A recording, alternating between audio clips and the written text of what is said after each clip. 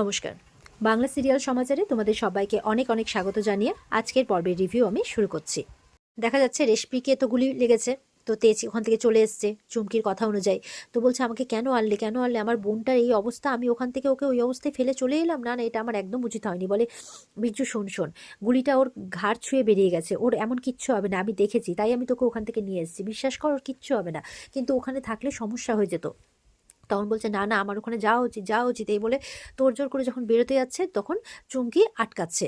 তো আটকাতে গিয়ে একটু কাছাকাছি গেছে, তো তখন মানে জোরাজুরি করে আটকাচ্ছে তো কোনো রকম ভাবে আর কি। তখন কিন্তু গ্রামের লোকজন একসাথে হয়ে গেছে, এই যে এরা এখানে আছে, এখানে আছে, এখানে আছে, লাঠি লাঠি নিয়ে চলে এসছে একবারে। এটা দেখে তো ওরা অবাক হয়ে যায়। আর এদিকে দেখা যাচ্ছে ঠাম্মি ডক্টরকে বলছে যে রেশমি ভালো হয়ে যাবে তো, সুস্থ হয়ে যাবে তো, ওর এত রক্ত বেরিয়েছে, জামা কাপড় একেবারে ভরে গেছে রক্তে। বলে হ্যাঁ, গুলিটা ওর ঘাড় ছুঁয়ে বেরিয়ে গেছে, তাই রক্ষে, যদি ভেতরে গেঁথে যেত তাহলে অপারেশন করতে হতো। তো চিন্তার কোনো কারণ নেই, শুধু ওর রেস্ট নিতে হবে, মানে ওকে যত্ন নিতে হবে একটু। তখন কিংসুক বলছে চিন্তা করবেন না, আমিও সব রকমভাবে টেক কেয়ার করবো, কোনো অসুবিধা হবে না।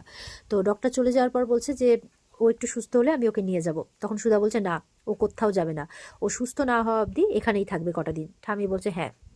কিংসুক বলছে ঠিক আছে, ও আমার স্ত্রী হওয়ার আগে আপনাদের বাড়ির মেয়ে, আপনারা যা সিদ্ধান্ত নেবেন তাই হবে।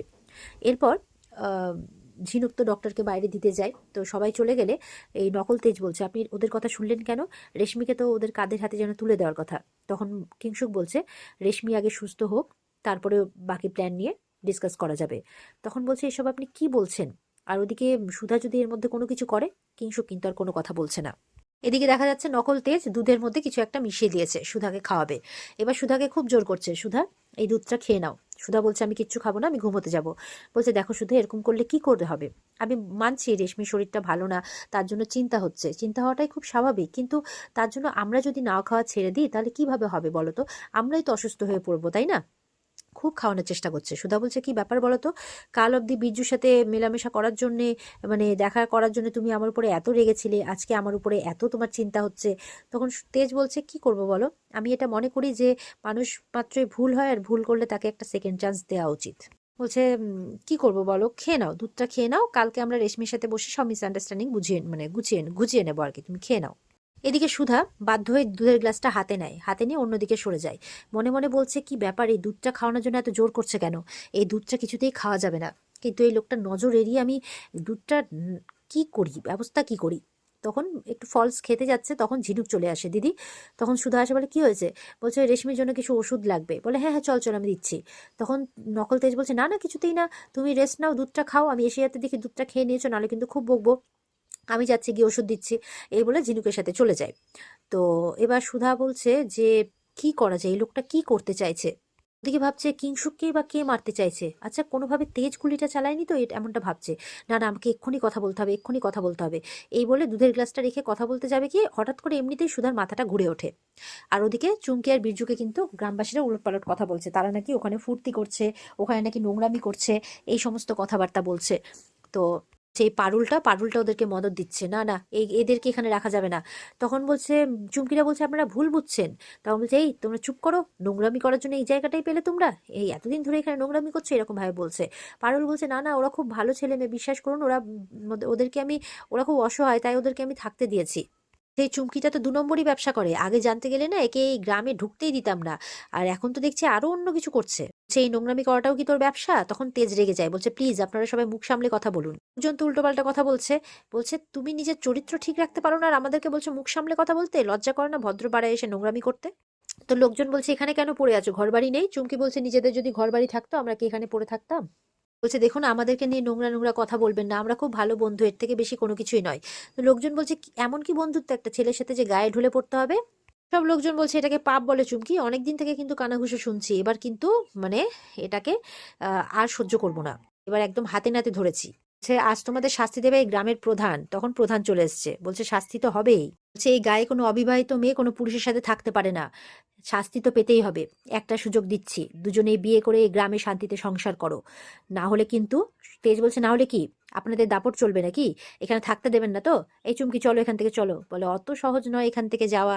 বলছে এই গায়ে নিজেদের ইচ্ছে ঢুকেছো, খাটালে নিজেদের ইচ্ছে রাত কাটিয়েছো, এখন যাবে আমাদের ইচ্ছেই। এবার বলছে পারুলকে, পারুল বলছে থেকে ছেড়ে দাও, ওরা অসহায়। তো বলছে ঠিক আছে, ছাড়বো তো কাউকেই না, তবে তুমি ওদেরকে মদত দিয়েছো না, তোমাকেও শাস্তি পেতে হবে, তোমাকে সপরিবারে এই গ্রাম ছাড়তে হবে। বলে না না, আমাদের ভিটে মাটি, আমরা কোথায় যাব ছেড়ে, এইসব ছেড়ে। তেজ বলছে আমাদের যদি মনে হয় আমরা দোষ করেছি, আমাদের শাস্তি দিন, ওনাকে কেন দিচ্ছেন? তখন গ্রামের প্রধান বলছে তোমরাও ওকে শাস্তি পেতে দেবে না, তোমরা ওকে শাস্তি পেতে দেবে না, কিন্তু শাস্তি তো পেতেই হবে। তাহলে একটাই উপায়, যেই মেয়ে নিজের মান সম্মান রক্ষা করতে পারেনি, যেই মেয়ে নিজের মান সম্মান বিকিয়ে দিয়েছে, সেই মেয়েকে শাস্তি পেতে হবে। এই নিয়ে চলো ওকে ধরে। এই বলে চুমকিকে ধরে বেঁধে নিয়ে যাচ্ছে। তেজ বলছে কোথায় নিয়েছো, কোথায় নিয়েছো? পারুল বলছে ছেড়ে দাও, আটকেও না, আটকেও না, এখন আটকেও না। এই বলে চুমকিকে কোথাও একটা নিয়ে চলে যায়। তেজ তো চিন্তায় পড়ে যায়। এদিকে সুধার কিন্তু মাথা ঘুরছে। আর তখন সেই সুযোগে চলে এসছে একদম এই নকল তেজ লাফিয়ে লাফিয়ে, যে যাক ওষুধ কাজ করা শুরু করে দিয়েছে, এবার আমাকে আমার কাজ স্টার্ট করতে হবে। এই বলে বারবার সুধার কাছাকাছি আসার চেষ্টা করছে। সুধা বলছে কি করছেন আপনি? বলে এ কি, তুমি থেকে আপনি হয়ে গেল? তখন বলছে দেখুন, আমি আপনার আসল চেহারাটা কিন্তু জানি, আমার সামনে একান্তে এই নাটক করবেন না, বলে দিলাম। তখন বলছে এবার তুমি কি করবে, আর কতক্ষণ আটকে রাখবে আমাকে? এবার তো আর আটকে রাখতে পারবে না। সুধা বলছে চলে যান, চলে যান। এই করতে করতে ফুলদানিটা পড়ে যায়। তো আওয়াজ পায় নিচ থেকে ঝিনুক সমুদ্র। ঝিনুক বলছে কিসের আওয়াজ হলো? মনে হচ্ছে না দিদির ঘর থেকে এলো। চলো চলো, এক্ষুনি চলো। এই বলে দৌড়ে যাচ্ছে ওরা দিদির ঘরে। এরপরে সুধার সাথে আবারও জোরাজোরি করতে যাচ্ছে তেজ। তখন সুধা বলছে সরে যান, সরে যান। এই করে কিন্তু ওই দুধের গ্লাস, তারপরে ট্রে যা ছিল সব পড়ে যায়, আর সুধা অজ্ঞান হয়ে পড়ে যায়। তখন তেজ দেখছে কি ব্যাপার, দুধের গ্লাসে দুধ তো সুধা খায়নি, তাহলেও কিভাবে অজ্ঞান হয়ে গেল? নকল তেজ দেখছে। আর তখনই ঝিনুক আর সমুদ্র ঘরে চলে আসে, এসে দেখে তার দিদি অজ্ঞান হয়ে আছে। তো ঝিনুক তো রাগ রাগ চোখে নকল তেজকে দেখছে। আর ওদিকে চুমকিকে দেখা যাচ্ছে একদম চুলের মুঠি ধরে ওকে টানতে টানতে নিয়ে যাওয়া হচ্ছে, সঙ্গে আগুনও আছে। তো ছেড়ে দাও, ছেড়ে দাও বলছে। ওদিকে তেজ বলছে আমাকে যেতেই হবে চুমকিকে বাঁচাতে। পারুল বলছে যে হ্যাঁ, আমি তোমাকে বাধা দিয়েছিলাম, কিন্তু তুমি যাও, না হলেও সর্বনাশ হয়ে যাবে। বলে কিন্তু আমি তো জানি না ওরা ওকে কোথায় নিয়ে গেছে। বলছে গ্রামের প্রধানের কথা শুনে তো মনে হলো, মনে হয় গ্রামে একটা পুরনো মন্দির আছে, সেখানে একটা গাছতলা আছে, সেখানে নিয়ে গেছে। ওখানে ওর চুলের বলিদান দিয়ে ওকে মন্দিরের সেবাদাসী বানিয়ে দিবে। আর এই গ্রামে মন্দিরের সেবাদাসী হয়ে থাকা একটা নরক যন্ত্রণার সমান। এইখানে প্রধানরা আর বাকিরা ওদেরকে শোষণ করে দিনরাত। আর ওদের ওদের জীবন একদম নরকের থেকেও বাজে হয়ে যায়, তুমি ওকে বাঁচাও। তখন তেজ বলছে না না, ও আমাকে নতুন জীবন দিয়েছে, ও আমার প্রাণ বাঁচিয়েছে, আমি ওর কোনো ক্ষতি হতে দেবো না। এই বলে তেজ দৌড়ে যাচ্ছে। এদিকে সুধাকে বিছানার উপরে শোয়ানো হয়েছে। তো ঝিনুক বলছে কি করেছেন আপনি আমার দিদির সাথে, বলুন। বলে আমি কি করব, একদম ফালতু কথা বলতে যাবে না। ঝিনুককেও মেজাজ দেখাচ্ছে। তখন সমুদ্র ডক্টরকে নিয়ে আসে। তো ডক্টর বলছে ঠিক আছে, আমি দেখছি, অত ঘাবড়ানোর কিছু নেই, আপনারা বাইরে যান। তো তেজ মনে মনে ভাবছে যে যদি ওষুধটা একটু খেয়ে ফেলে সুধা দুধটা, তাহলে তো ডক্টর বুঝে যাবে। এবার আমি কি করি? তো ভয়ে ভয়ে বাইরে গেছে। এবার ডক্টর ট্রিটমেন্ট শুরু করেছে। সুধা কিন্তু অজ্ঞান হয়েই আছে, ওর এখনো কোনো জ্ঞান নেই। আর এখানে কিন্তু আজকের পর্ব শেষ হয়ে যায়। তো এই ছিল আজকের পর্বের রিভিউ। ভালো লেগে থাকলে পর্বকে লাইক কমেন্ট করে জানাতে ভুলবে না, আর আমাদের সাথে জুড়তে চ্যানেলকে সাবস্ক্রাইব করতে ভুলবে না। দেখা হচ্ছে তোমাদের সাথে আগামীকালকে। সবাই খুব ভালো থাকবে। আর পর্বের বিস্তারিত দেখতে অবশ্যই স্টার জলসার পর্দায় চোখ রাখবে। তো আজকের মতো পর্ব এই পর্যন্তই। জানাবে কেমন লাগলো। ভালো থেকো সবাই। টাটা।